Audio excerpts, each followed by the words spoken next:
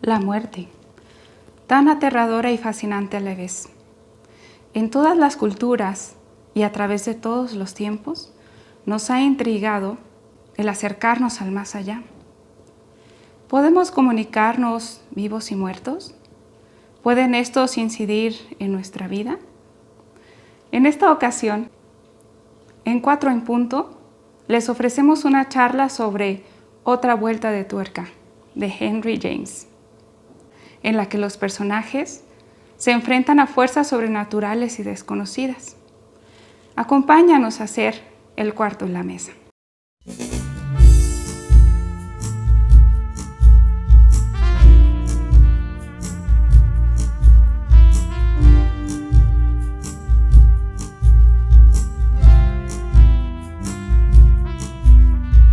Somos Yareli, Mónica e Ian. Esto es 4 en punto. Aquí hablamos sobre libros y otras cosas.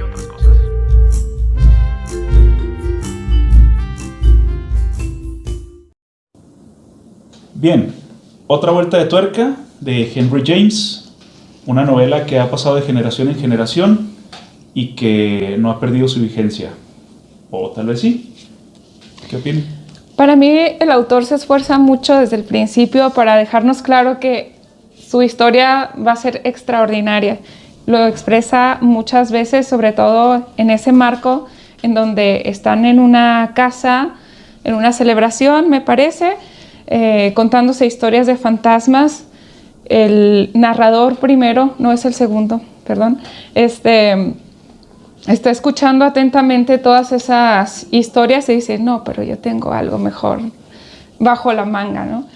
Y pues eso te abre muchas expectativas. De hecho, desde el título que se llama Otra vuelta de tuerca, dices, esto va a tener un giro extraordinario. Y me quedé esperando el giro extraordinario. Para mí, lectora del siglo XXI, pues no me ofreció algo que no haya visto antes. Pero seguramente es porque todas estas premisas de las que parte Henry James ya alguien más adelante en la historia las retomó. O sea, ya conocía los recursos, pero bueno, adentrándonos un poquito en la historia del autor, pues sabemos que él fue pionero, ¿no? La historia me gusta más bien por sus detalles. El juego de luces y sombras, el juego de cómo cambia el clima, por ejemplo. No sé, esta ambigüedad de la que vamos a hablar seguramente más adelante por sus detalles, pero ya globalmente pienso que se quedó un poco viejita. Muy bien. Yo creo que si nos basamos simplemente en la historia del libro, sí se queda un poco vieja. Pero ha sido tan utilizada en muchas otras obras de teatro y de obras cinematográficas que la hacen cada vez más reciente. Yo creo que la otra vuelta de tuerca está en las interpretaciones que le pueda dar el lector y no tanto en lo que el escritor dejó ahí. O a lo mejor algunos por ahí dicen que lo hizo de esa manera, tratando de que todo el mundo lo consideráramos o hiciéramos nuestras propias teorías, ¿no? Yo cuando lo leí la primera vez dije, este escritor como que nos dejó con ganas de algo. Pero he escuchado mucho sobre otras obras de Henry James. De hecho, me quedé con ganas de leer otras obras. Por lo mismo, porque al parecer no lo hace nada más con esta, sino que lo hace con otras. Entonces ahí fue cuando dije, bueno, quizá, y no fue un error de él, sino que lo hizo de forma bien planeada. Premeditada.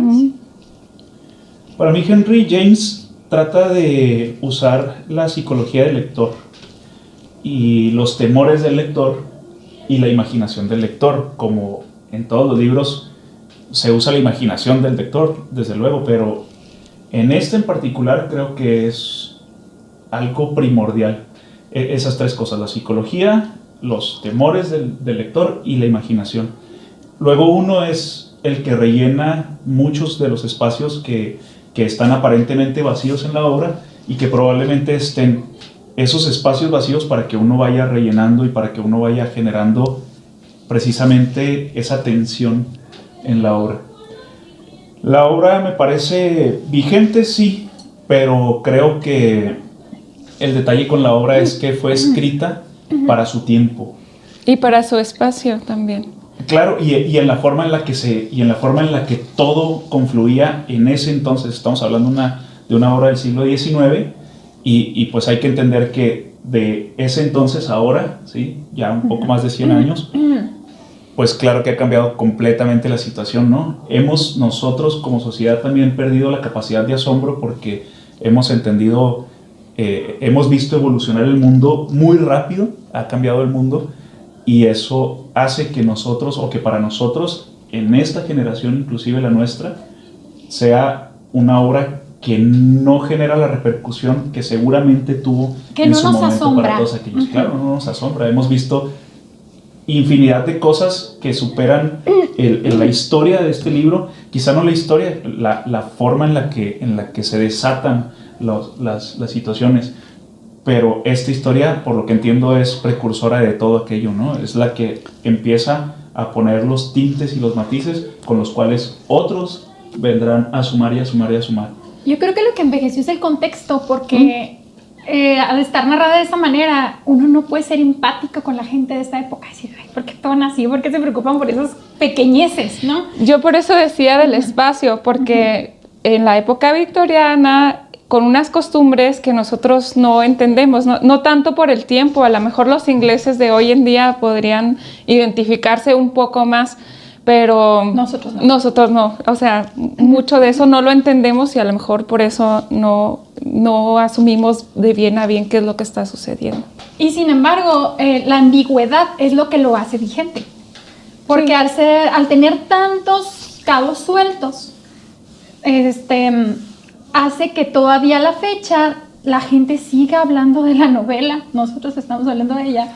Y cada rato sacan diferentes series. De hecho, este año salió una serie y una nueva película. La serie sí la alcancé a ver, y la película la acaban de sacar hace unos días.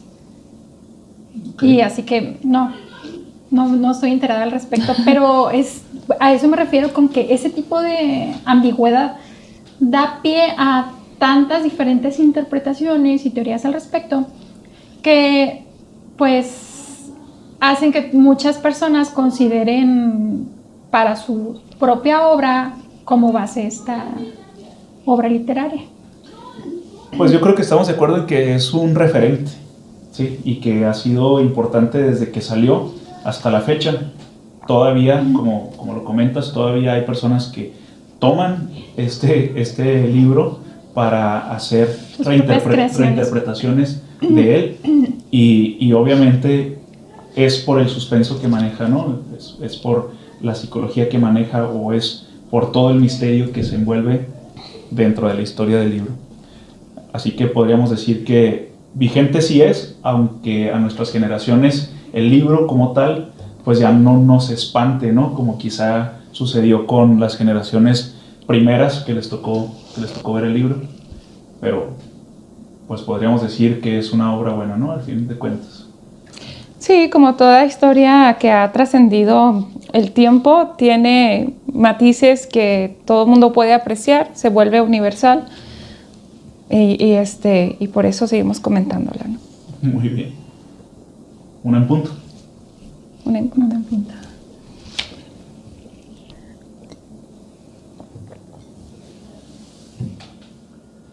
Bien, esta novela tiene, pues, por lo que hemos leído, múltiples interpretaciones, y aquí me interesa saber, pues, cuáles interpretaciones ustedes han logrado obtener de ella, ¿no? Sí, por mi parte, yo quiero creerle a la protagonista de la historia. O sea, quiero creerle porque desde el inicio sabía que hay personas que dicen que todo pasó en la mente de ella, ¿verdad? Que estaba perturbada, que estaba enamorada del tío de los niños, no sé qué, y que probablemente todas sus visiones hayan sido inventadas, dado que ninguno otro de los personajes compartió lo que ella experimentaba en carne propia. Entonces yo estuve muy atenta durante toda la lectura a ver qué tanto de lo que ella decía era nada más de ella. Y de verdad, durante toda la lectura me di cuenta que efectivamente no se podía probar nada, nadie más compartía sus visiones, salvo al final, cuando ya se revela que Miles tiene ahí algunos problemas, ¿no? Y ella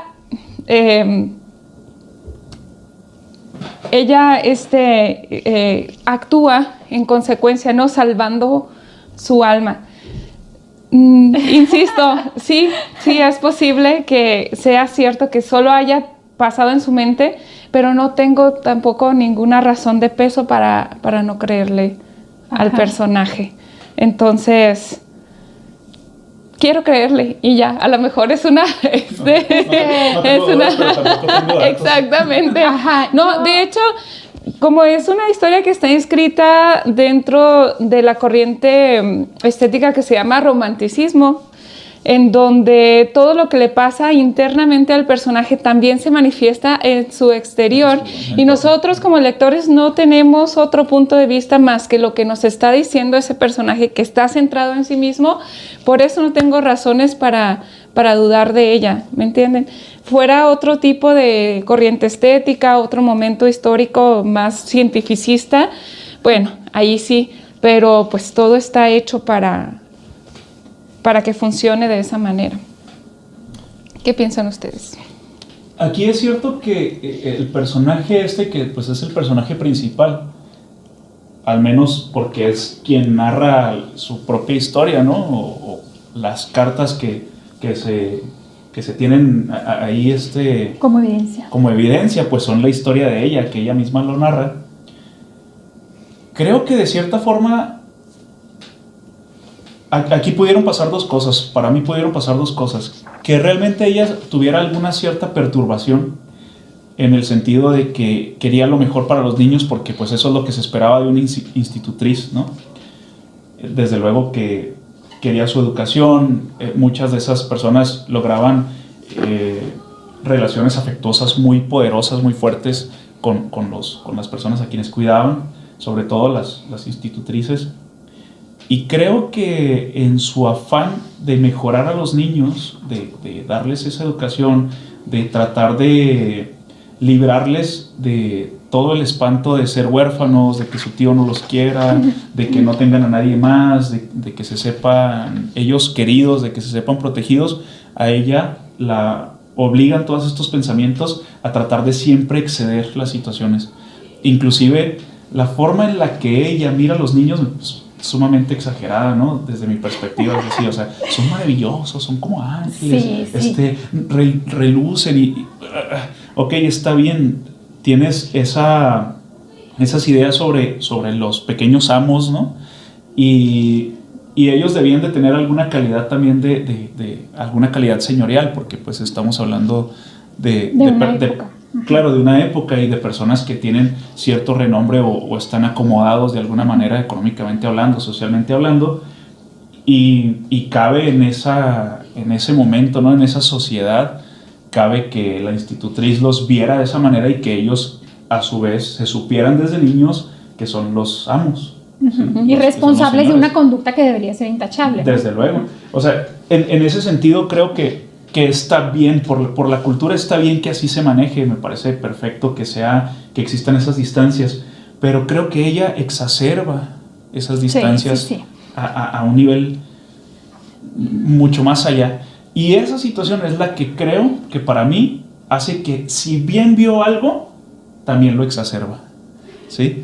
O sea, pudo haber visto algo, pudo haberle llamado la atención algo, pudo haberse topado, sí, a lo mejor la imagen de Peter Quinn, ese primer encuentro que tuvo con esos fantasmas, ¿no? Y exagerarlo en modo sublime. A un punto en el que ella se siente hasta que lo interiorizó, que lo interiorizó y que ahora ya lo ve en todos lados, en que ahora ya trata de enfrentarse a él, en que ahora ya no solo es él, sino es esta Giselle, o Giselle, no sé cómo quieran decirle, y ya también la ve a ella y siente que hay una posesión demoníaca de ellos sobre los niños, sobre los señoritos, bueno, el señorito y la señorita, ¿no?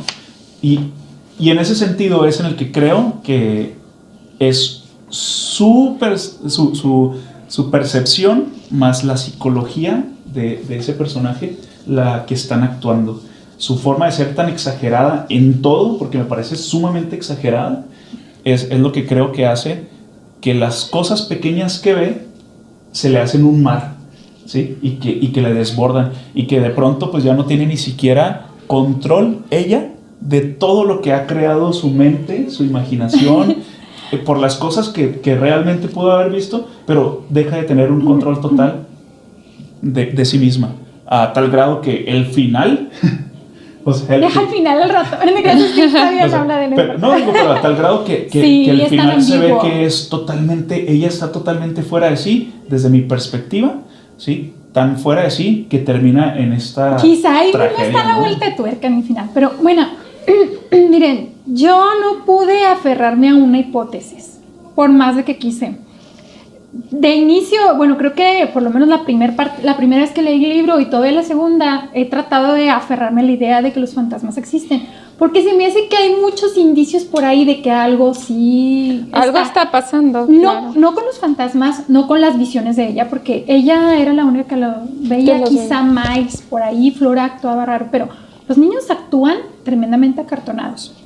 Sí. Pudiera ser consecuencia de la época, como bien decías, pues no eran cualquier tipo de niños, ellos eran de clase alta, tenían una educación que les hacía ser acartonados quizá, pero se sienten muy extraños. Pareciera que alguien les está dirigiendo su actuar. Ahí es cuando dicen, a lo mejor y si estaban por ahí alguien sobrenatural. Hay muchas cosas detrás, por ejemplo, el tío Henry ausente. Una es el que tiene que hacerse cargo de los niños y a la primera persona que se le presenta le dice, usted hágase cargo, yo no quiero saber nada. Yo pago todo lo que necesite, pero no quiero saber nada. A ese grado de, ¿qué hizo el tío Henry? ¿Qué le pasó a él? ¿Quién es él? ¿Está vivo? ¿Está muerto? ¿Por qué es que se aleja de sus sobrinos de tal manera? Y la otra, casi nadie habla mal de la señora Groves. A mí nunca me cayó bien esa mujer. De hecho, fue la primera persona que desconfié. Y me la pasé la segunda vez que leí el libro buscando maneras de hacerla culpable. Yo creo que tuvo que ver algo, pero no porque quisiera yo culparla, sino que es que desde el principio la sentí demasiado ingenua. Que la señora Groves actúa en ignorancia porque pues es una sirvienta, o sea, sí y ¿qué puede tener ella que ofrecer? Mire, que no se marca mucho la diferencia, no nada más del estrato social, sino de la educación. O sea, desde el principio se sabe que la señora Groves es ignorante. Se hace énfasis en que ni siquiera sabe leer y escribir, por ejemplo. Claro. Y yo no pude evitar hacer un paralelo entre Don Quijote de la Mancha y Sancho Panza con la señora Groves y la institutriz, porque Don Quijote supone es un loco que ve sus fantasías en el mundo real. También la institutriz es una loca, si lo vamos a tomar con esa interpretación, necesita a alguien intermedio entre la realidad y la fantasía. Alguien con los pies puestos sobre la tierra, como por ejemplo Sancho Panza, oiga, esos son molinos de viento, que es la escena más clásica, ¿no? No son molinos de viento, son gigantes, y se avienta. Exactamente lo mismo la institutriz, ¿no? Oiga, pues es que los niños son los señoritos, o sea, no los puede tratar de otra manera, ¿no? Y ella, no, es que están poseídos, pero válgame, o sea, es ese elemento de estoy asombrada por lo que me está diciendo. No puede ser, yo estoy del lado de los niños, ¿no? Pero al mismo tiempo sí se sorprende de lo que dice la institutriz, sí le cree, sí la acompaña, por ejemplo, cuando, vamos a seguir a Flora, ¿no? Para ver qué es lo que está haciendo, esa vez que atravesó el río, algo así, el lago, perdón. Y sí, se necesita ese personaje, pues, para hacer ese puente de enlace y para que nosotros lectores podamos tener esa ambigüedad, ¿no? Si no, te harías definitivamente a un lado o al otro. Este es el personaje. Y fue la que nos contó cómo estaban todos los antecedentes de la casa antes de que llegara la institutriz, ¿verdad? También ese es su papel. Pero también, en cuanto a esos antecedentes, digo, hay muchísimas más cosas que entran en duda. Por ejemplo, la muerte de Quint. ¿Cómo murió con un golpe en la cabeza porque iba borracho? Pudiera ser, pero para mí que alguien lo mató. Y, o sea, desde ahí venían. Yo siempre pensé que al final iba a descubrir que a Quint lo había matado a alguien y probablemente la señora Gross. Esa era mi idea de inicio. Porque habla de él muy mal. Habla de él como que ella se sentía atada de manos, que ella veía que hacía cosas muy malas. No se saben exactamente cuáles, pero también la época nos puede hacer ver que eran cosas que eran malas en esa época y ahorita son normales. Oh, Es que, por ejemplo, el hecho de que tuviera una relación con la señorita de Hessel, que dicen, no, pues podrían ser novios y ya, ¿no? Pero antes una relación de ese tipo, totalmente. En esa época sí, que eran de clases sociales diferentes, que además no estaban casados, por ejemplo. O sea, el que tuviera una relación así era algo terrible. Y las dos son muy espantadas, tanto la señora Gross como la institutriz. Yo creo que parte de los problemas que tengo con la institutriz es que no llego a empatizar con ella en nada. O sea, ella me cuenta la historia. Es esto, sí, tú me estás diciendo esto, pero espérate, a ver, quiero saber más información porque a ti como que no te creo tanto. Y no porque no le quiera creer, sino por eso que comentabas ahorita, de que es muy exagerada al describir todo. Y es que estos niños son tan hermosos y todo es tan maravilloso y así, no. Yo soy maestra y yo quiero mucho a mis alumnos. Y sin embargo, nunca les describiré así como, es que es lo más maravilloso que me ha tocado vivir en mi vida. No se sientan mal porque lo que acabo de decir. No quiero ofender a nadie. No, es que los describen como divinos, o sea, exacto, como dioses incluso. Unos ángeles, algo... Sí. Uh-huh. Esto hay una situación de estratos sociales muy marcada, ¿sí? Uh-huh. Está el tío de los niños, que es, al fin de cuentas, quien posee todo, digamos, todo el lugar donde se desenvuelve toda la historia. Sí, debajo de él están los niños, porque son los futuros herederos. Al fin de cuentas, el tío no tiene descendencia y se sabe que Miles va a ser el heredero, el siguiente, ¿no? Pues a Flora no le toca por ser mujer, ¿no? La época se lo impedía. Detrás de eso está la institutriz y detrás de eso está la señora Gross. Uh-huh. ¿Sí?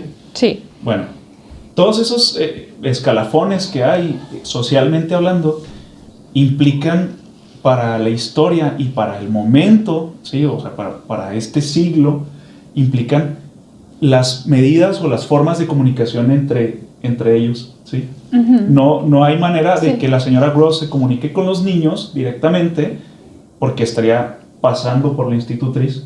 Uh-huh. Y aunque la señora Gross ve muchas cosas que no le parecen bien, ella no puede saltarse hasta el tío de los niños para declarar esas cosas. Tiene que pasar por la institutriz.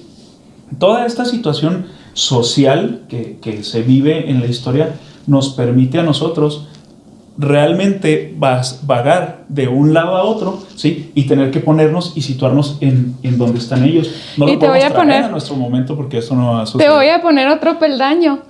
Tanto la señora Gross como la institutriz dudan en actuar para no ofender a los niños. O sea, todavía está el estrato de ellos. Pues no es otro, ¿no? Porque yo dije que efectivamente ellos están después del tío. O sea, ella no puede brincarse a los niños para ir al tío, que es lo que quiere hacer, ¿no? Desde el Está escribiendo una carta y quiere hablar con él, pero él ya se lo prohibió, ¿sí? Desde el principio le prohibió que tuviera ningún contacto con él, a la institutriz. Y segundo, no puede pasar por los niños. Incluso Miles la reta. O sea, constantemente. Sí, claro.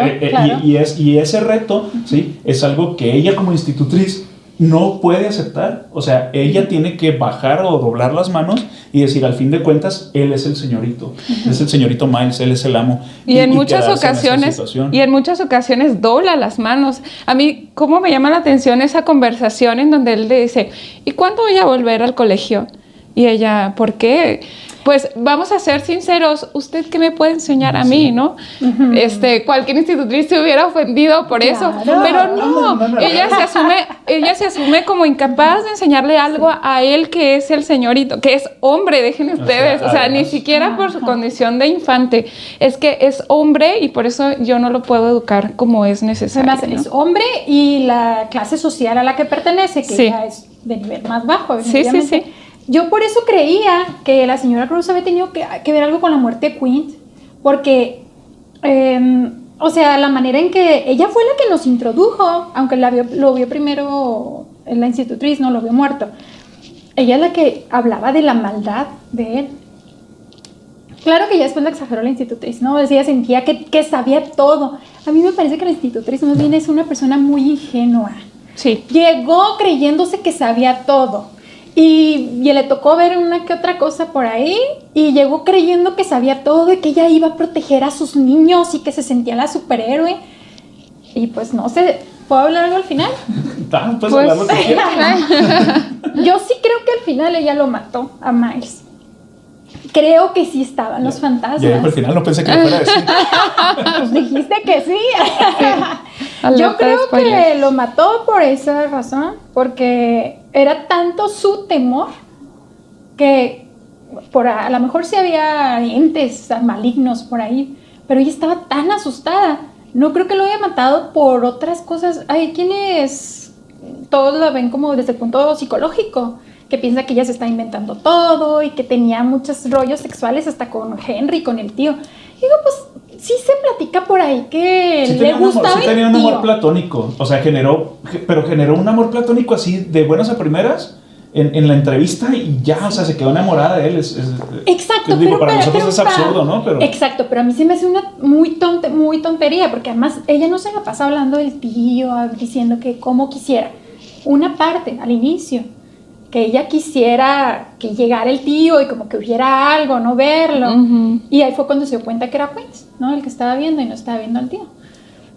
Pero ya fuera de eso, no noté yo más señales de enamoramiento ni de frustración sexual, como dicen por ahí. No sé. Sí. Es que ese es el problema en la institutriz. Bueno, en mi caso, yo lo que estuve viendo no me parece que esté... Sí lo mencionan 2-3 veces, sí lo mencionan 2-3 veces así en el mismo talante, pero yo la verdad me enojé con el autor. Creo que no estudió bien la psicología femenina. Me pareció que él la describía así porque así le parece que son las mujeres, que pensamos las mujeres, ¿no? 1870. Así enamoradísima. Sí, exacto. ¿Qué esperan para 1870? O sea, ¿qué puede pensar un autor varón sobre las mujeres en ese tiempo? Pero miren, yo la verdad es que no conozco otras obras de Henry James, desconozco al respecto, pero sobre lo que me tocó escuchar en cuanto a otras obras, no es un autor misógino. Que varios lo recalcan, que en otras obras no es que hablen con él de las mujeres con tal ignorancia. Entonces, pudiera ser que para ese momento fuera desconocimiento de él, prejuicios propios, o bien así lo quiso escribir él. En todas las épocas tenemos prejuicios de todo y sobre todos, ¿no? Ahorita Sí. las tenemos todavía, o sea, inclusive tenemos yo creo que más que antes, ¿sí? Pero el detalle es que Y siempre habrá. habríamos de centrarnos precisamente en lo que yo les establezco como las líneas sociales que existen, porque eso es lo que para ese momento y para este escritor y para el tiempo de la obra es lo que hace que haya un hilo conductor entre cada cosa, ¿sí? No nos podemos salir de ese hilo conductor. Piensen ustedes, así nada más por echarle números al aire, ¿sí? En que el señor, el tío, ya se supone que ya es un señor de edad, no, un señor maduro, pues, que generó su fortuna y que es una persona que está acomodada, ¿sí? Y la institutriz, ¿cuántos años tiene? 20, 21. O sea, 20, 21. Llegar de un pueblo a una ciudad donde se entrevista con el tío, ver al tío en su oficina, todopoderoso, tan exitoso y bla, bla, bla, pudo haberle llamado la atención a la señorita. Es ¿sí? como nosotros vemos ahora a Tony Stark. Pues algo así. Sí. O sea, estás viendo a alguien súper poderoso, súper exitoso, y luego te entrevistas con él, y él, seguramente, por la época, te trata con la elegancia y la galanura correcta del momento, ¿sí? Y a una señorita de 20 años, pues se la enamora, ¿no? Se queda ella enamorada, así como idealizando a la persona del tío, ¿no? Que dices tú que se llama Henry, pero yo no me acuerdo del nombre del tío.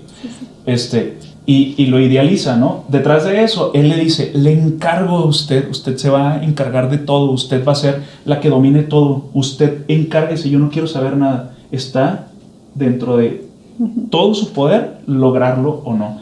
Y ella, dice, confía en mí. Joven, intentando abrirse paso, tratando de comenzar, porque las institutrices de aquel entonces, las buenas institutrices, no eran jóvenes, ya eran señoras grandes que habían probado que podían con ese tipo de paquetes. Ella, joven, tratando de hacerse un lugar y tratando de impresionar al caballero, se mete a todo, ¿no? Se tira a todo. ¿Quién en su sano juicio se va a un lugar allá, alejado, en el más recóndito lugar, a vivir aparte, ¿sí? A deshacerse de todas... ¿Alguien de una novela? Si no, ¿no tendrías historia? Claro, pero No, ese es el punto. eso que acabas de decir... Ella se va con todo, ¿sí? Y por eso ella también exagera en lo que quiere lograr. O sea, ella quiere lograr la excelencia. No está mal, porque al fin de cuentas lo que trata de hacer es escalar de este peldaño hasta este peldaño. A lo mejor nada más en la visión de Henry, pero ella lo intenta. Eso que acabas de decir llena de sospechas la figura del tío Henry, porque tú acabas de decir, las institutrices eran señoras de edad con más experiencia. La antecesora de esta institutriz también era una joven, también era bonita y también le pasó algo trágico. Entonces, ¿por qué el tío sigue escogiendo esta clase de institutrices en lugar de buscar a alguien con más preparada? Exactamente. Sí, claro. Luego hay algo que me llama la atención. No, porque no tiene contacto con ellas. O sea, dijeras, bueno, pues sí, ahí va a convivir. Sí. Pero no. Convivir.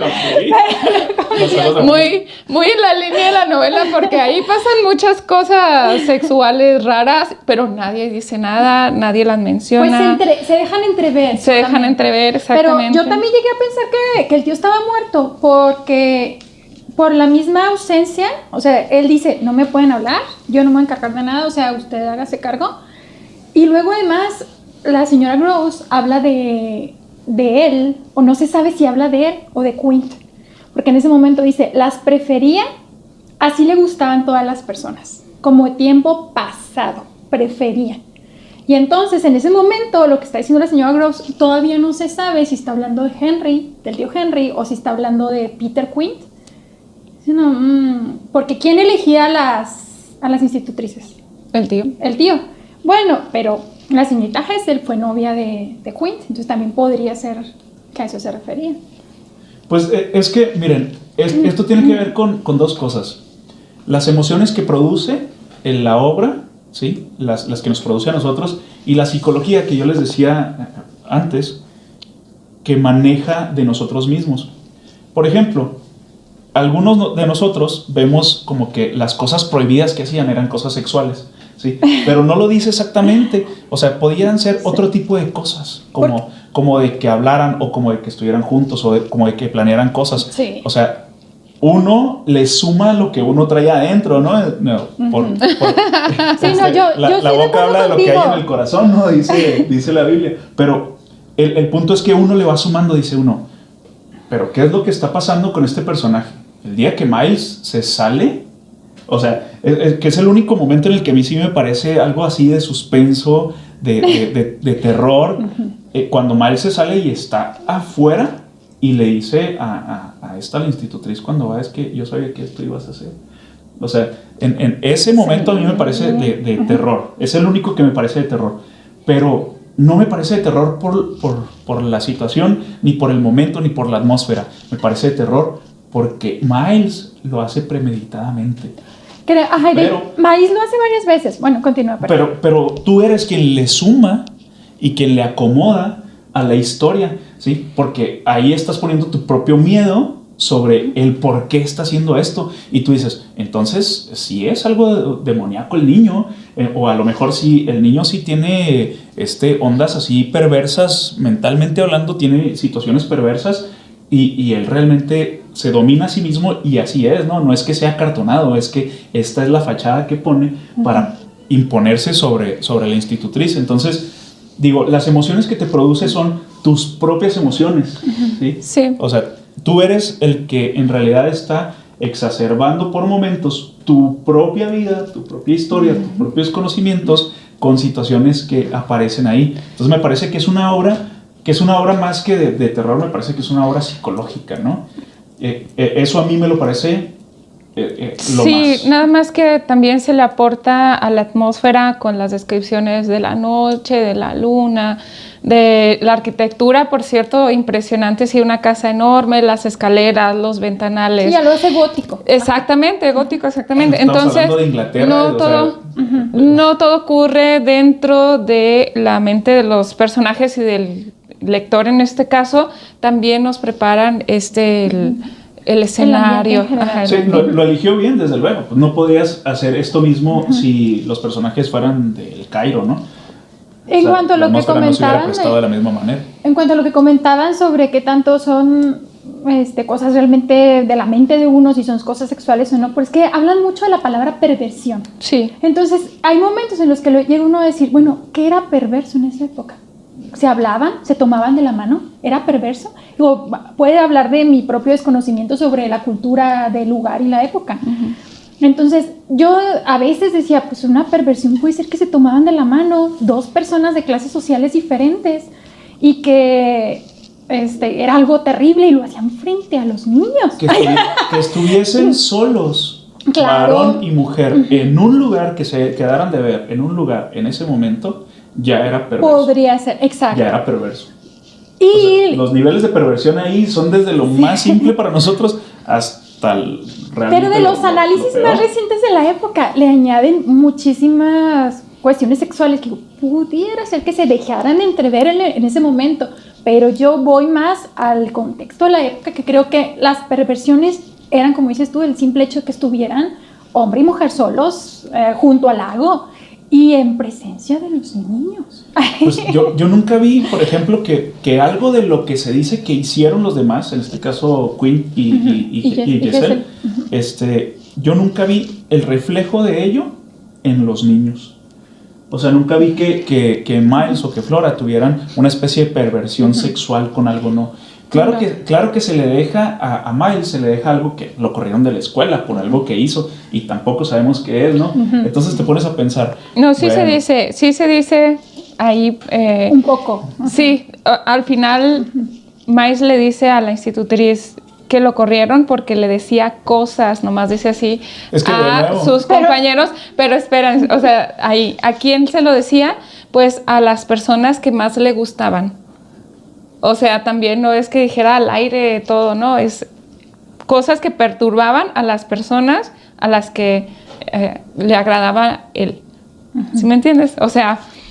Sí, Pero ahí puede ser desde que eran cosas no permitidas para un niño de ese estatus social, o puede ser que sí tenía posesión de algún ente demoníaco y que decía cosas que afectaban a otros, y de esa fue la razón por la cual vamos a entrar a eso, porque lo de las posesiones y las cosas demoníacas y todo lo demás. Yo la verdad es que lo que creo es que se podía aparecer algo por ahí, sí, que podía existir el recuerdo de Peter Quint, que inclusive veas alguna sombra allá a lo lejos y digas, es que es Giselle, ¿no? La institutriz toda vestida de negro, y allá la ves a lo lejos, porque siempre la vieron a lo lejos, bueno, ella, la institutriz que la vio, ¿no? Y todo eso te parezca perverso y tu mente acomode las cosas.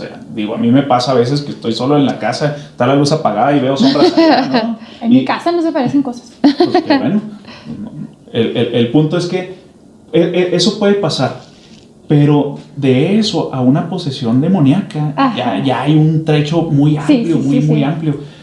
Una influencia que hayan dejado Peter Quint y Giselle en los niños, eso me parece perfecto porque tenía que suceder. Ella era la institutriz de los niños anteriormente, o sea, ella se encargaba de criarlos, así que obviamente ellos la veían y ella también tenía cierto poder para enseñarles y para mostrarles y para traerlos y llevarlos. ¿Eran casi sus padres?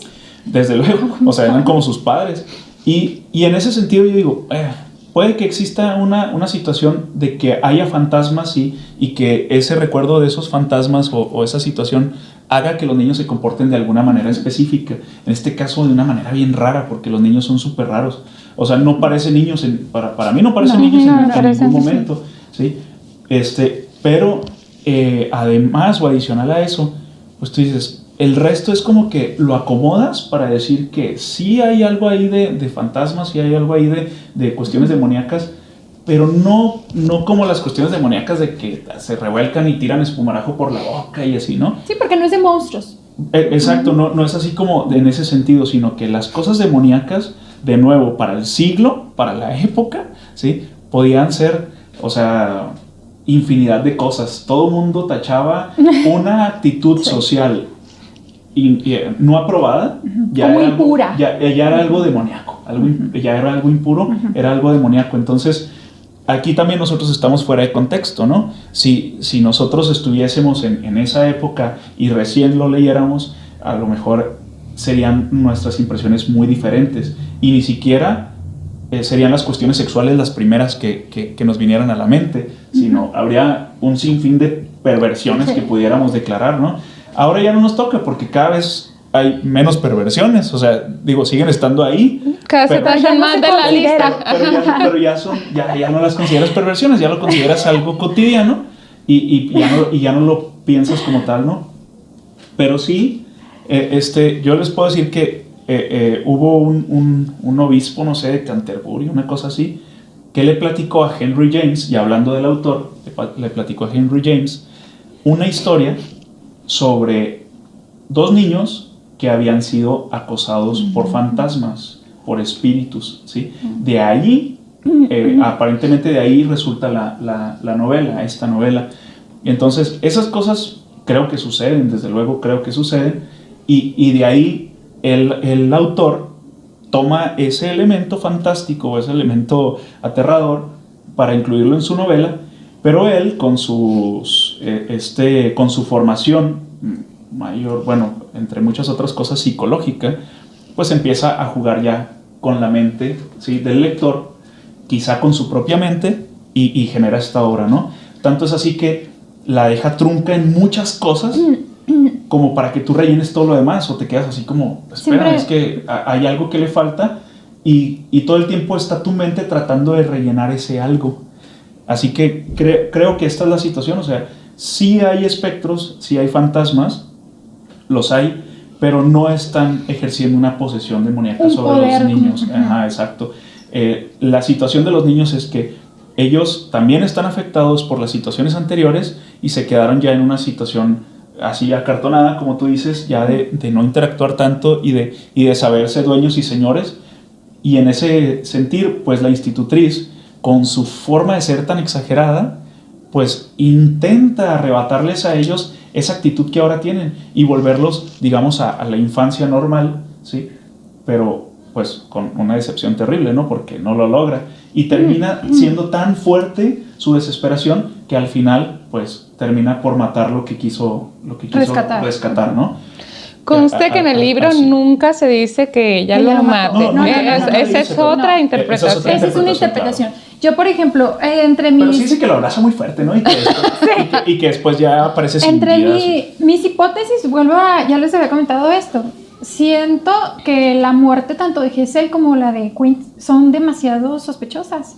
Por eso yo creo que si se aparecían, o sea, eso justifica que en un lugar en el que vivieron un buen tiempo se aparecieran, porque a lo mejor no murieron de forma natural.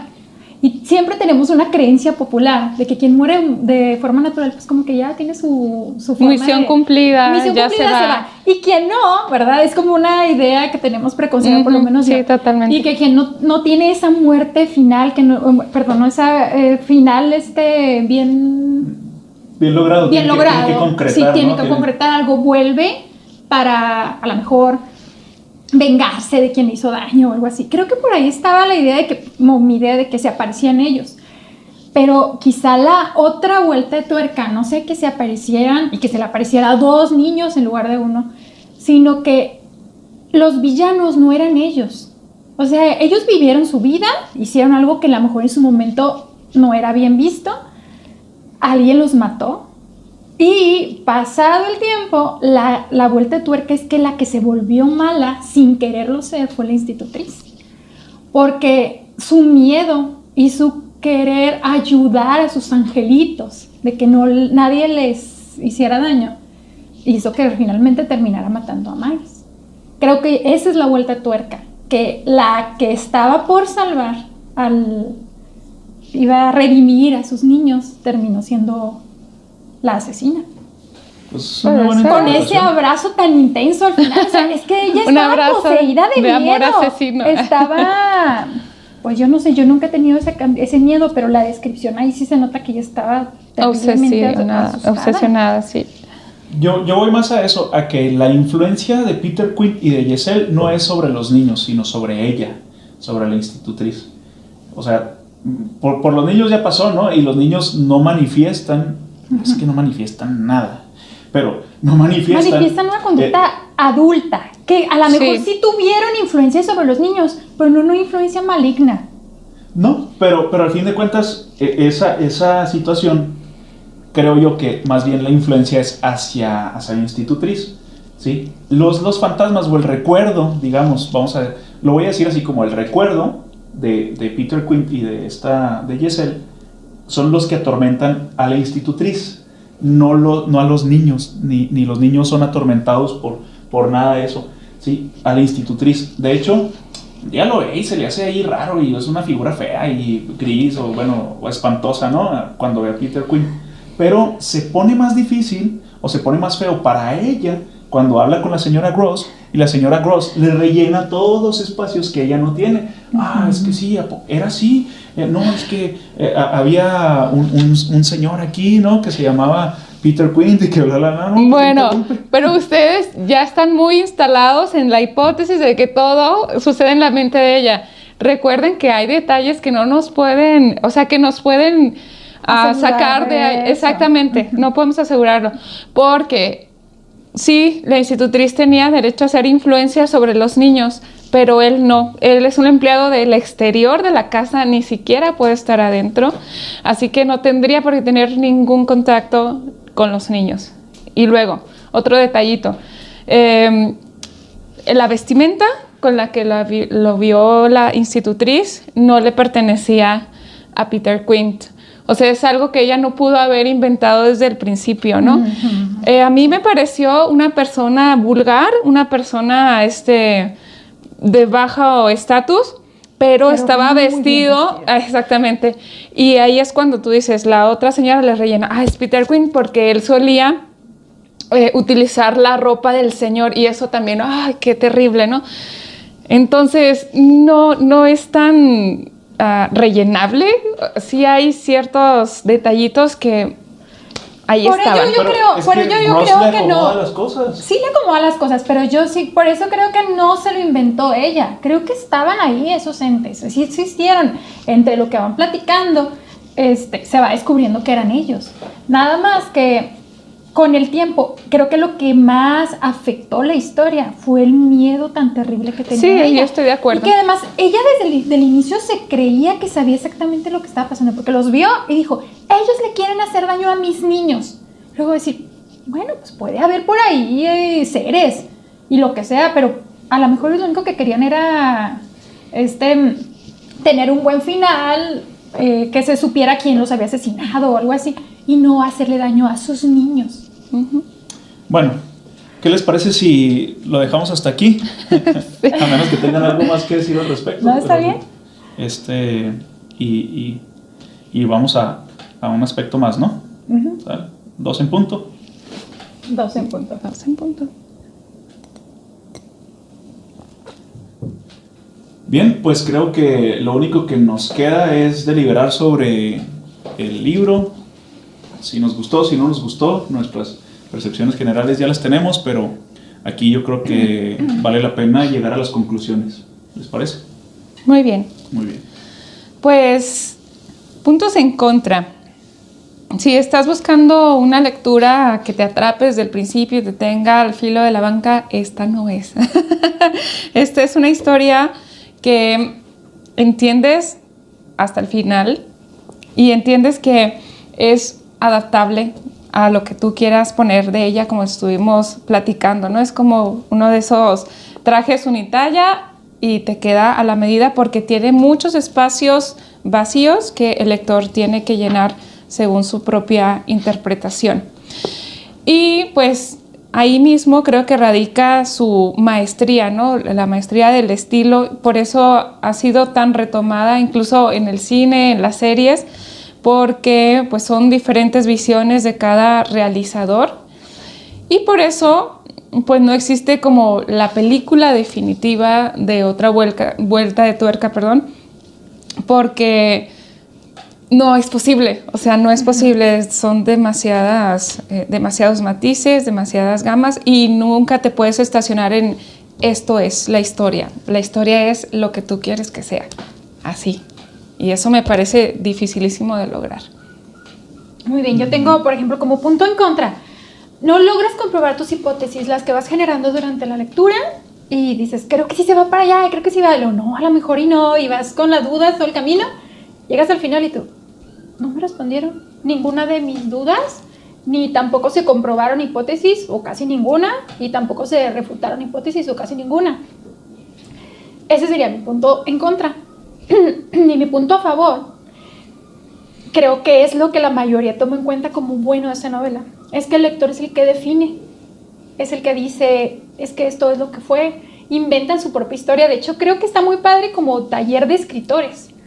Para forma escolar, alguien lo lee y durante lo que están leyendo, los chicos pueden empezar a redactar sus propias hipótesis y darle final a esa historia que realmente no tiene final, no tiene un final predefinido.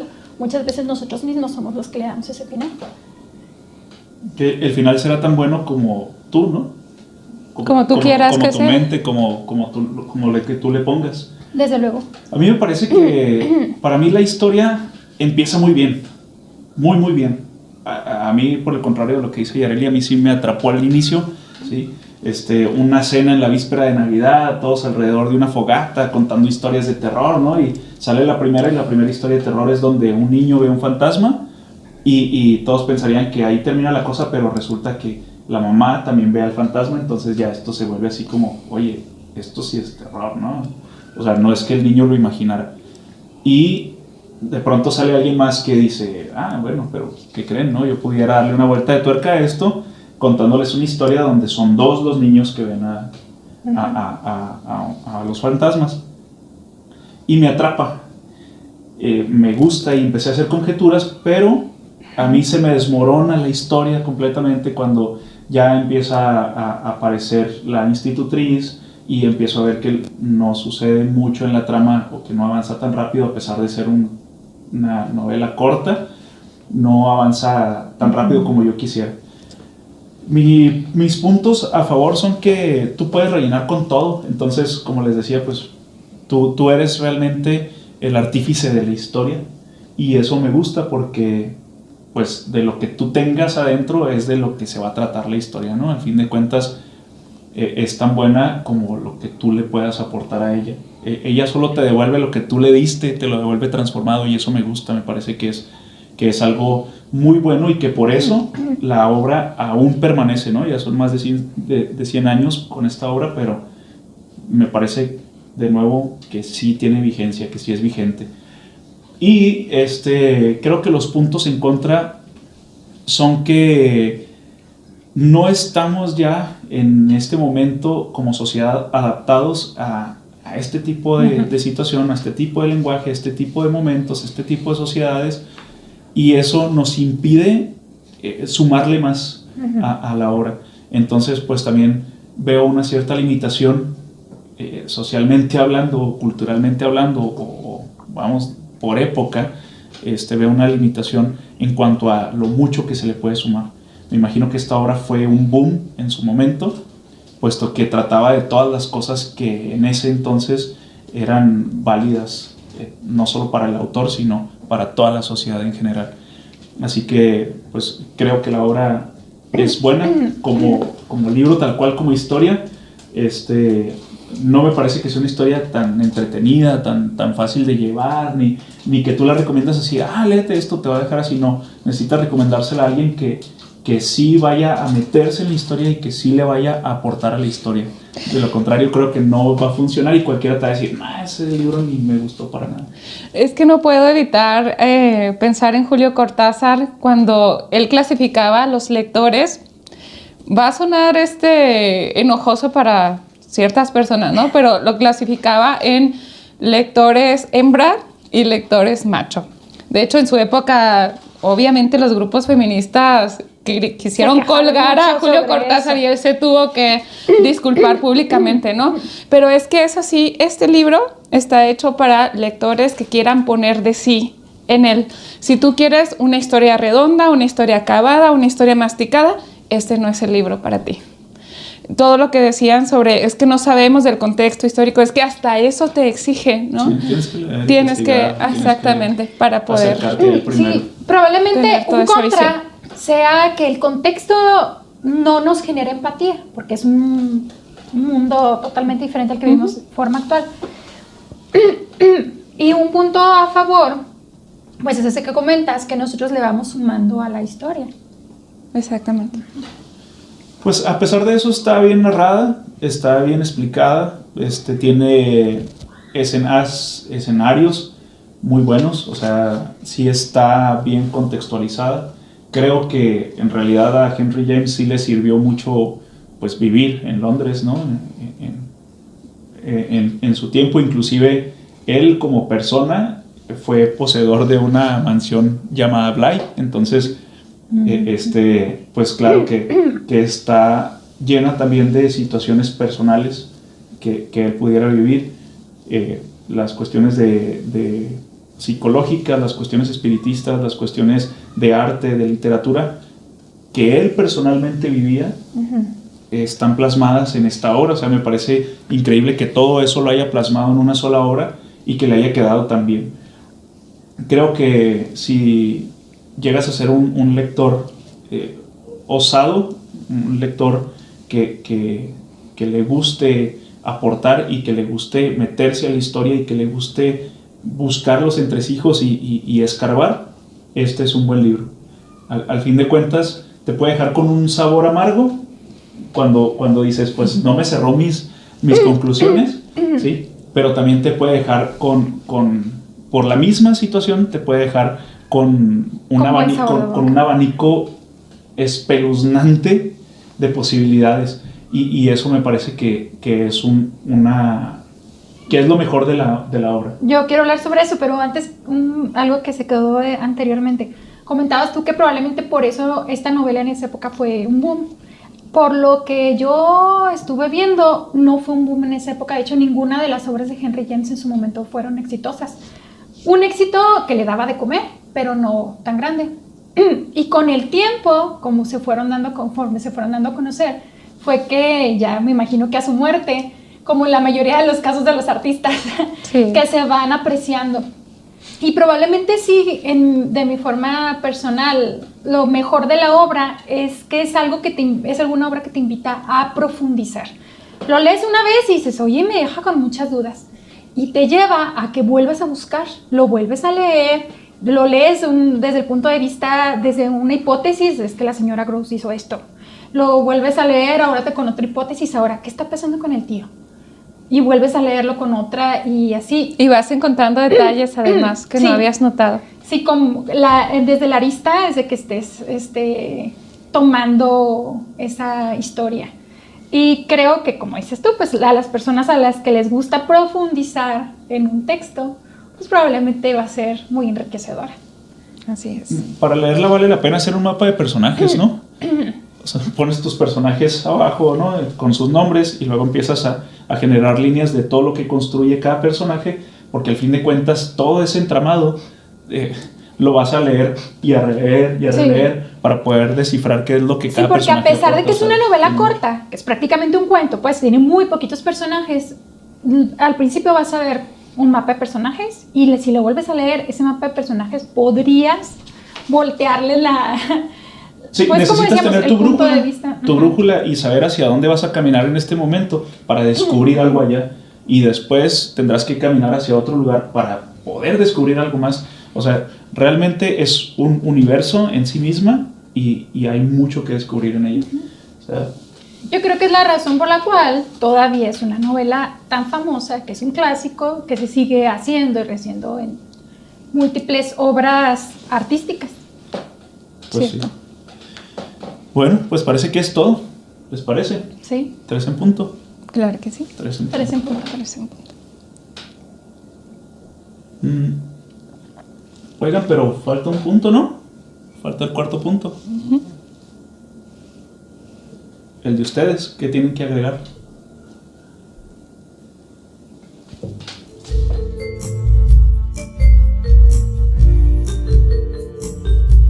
Hasta aquí nuestros puntos de vista. No te olvides que tú eres el cuarto de la mesa. Déjanos saber tu opinión en la caja de comentarios o en las redes sociales.